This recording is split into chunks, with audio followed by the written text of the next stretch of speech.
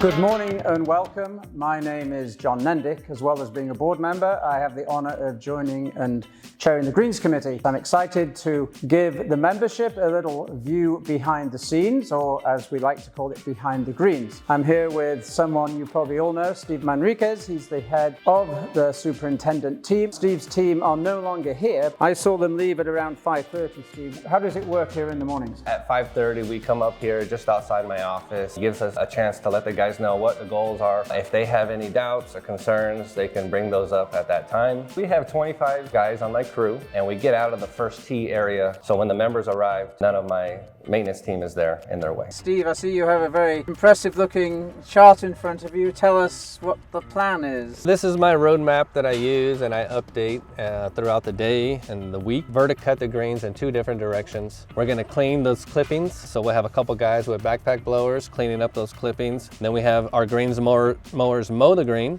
We get our tractor out here and he's gonna deep tine the greens. We use a 3/4 inch tine and we go down about 7.5 inches. That's pretty deep, huh? Yeah, and it's pretty intimidating when you see that big tractor with those big tines about to go on your green. You're not sure if you're doing the right thing, but we are doing the right thing.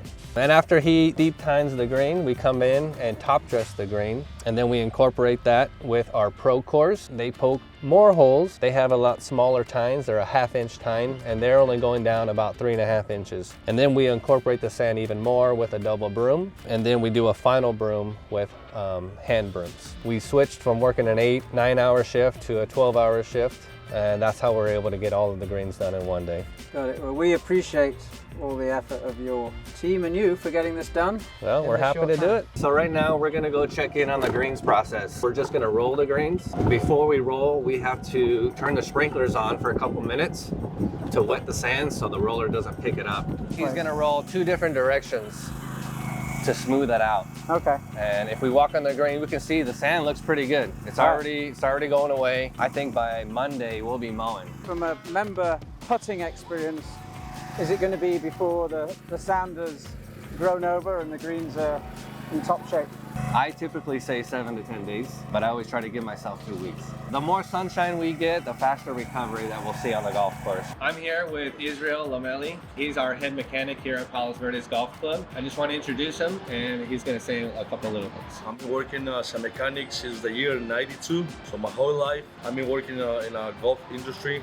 Doing verification is a long process. It takes a lot of effort, a lot of time preparing all the equipment weeks before verification.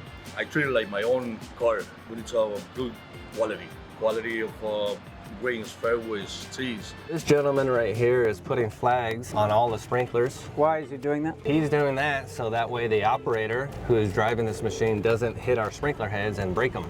We're looking at #1 chipping area. This is a challenging area, not good irrigation coverage. We have invasive root systems coming in, taking the water from the turf. We've already come out and treated these areas multiple times. They will recover by member guest, but it's just gonna be an eyesore for a little bit. Do you have any tree trimming updates from Aerification Week?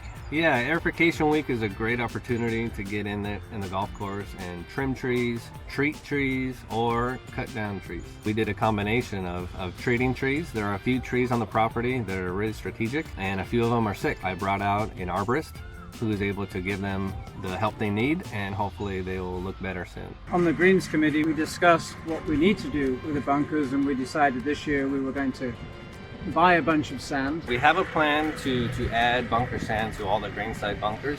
The issue that we ran into during aerification is we have our aerification sand that we use to top dress the tees, greens, fairways. Once we had all that aerification sand on the property, there was no other place to put bunker sand. The plan is to top dress all of the sand, which we've done yesterday, and I ordered the bunker sand to be delivered on Monday, now that we have space. You're sort of a bit of a man behind the scenes. Tell us a bit about how long have you been here, what your background is. I started back in 2017 as the assistant superintendent, and I took over the role in 2021. And while you've been here, you've been part of at least 3, I think, LPGA tournaments. In 2021 as the superintendent, we didn't have an LPGA event here on the property. There was a golf course up north who was about to go under renovation, and they had the LPGA tournament. Our head pro, Jim Gormley, was at that tournament at the time, talking to a few people. He was able to swing their interest and come in and check out Palos Verdes. The LPGA agronomist came out and almost immediately said, this place is ready to host a tournament. Can you tell us what we do on the fringes while we're here? Right here in these tripping areas and collars, we like to verticut them. It's a vertical blade and it removes a lot of the thatch. The whole point is to get firmer playing surfaces. So we're on the front tee on 7 here, and there's different colored grasses. Which are which, and what's going on, and what's our goal here? This is one of the ryegrass laser level tees that we installed in the late fall. That way we can have green all winter long. Now that we're approaching our summer heat, we want to encourage the ryegrass to kind of die out, fade away, and have our Bermuda kind of come in. This lime green grass is going to be our POA. It's really invasive, it's tough to control. And then we also have our dark green ryegrass. It's looking really nice right now, but we are going to encourage it to die out. That way our hybrid Bermuda can come in and thrive. Is there any Bermuda in the picture here, or is it just the There color? is a Bermuda base, so you can't see the Bermuda, but that's why it has a firm base, because we have the Bermuda sod underneath this. This is your cart.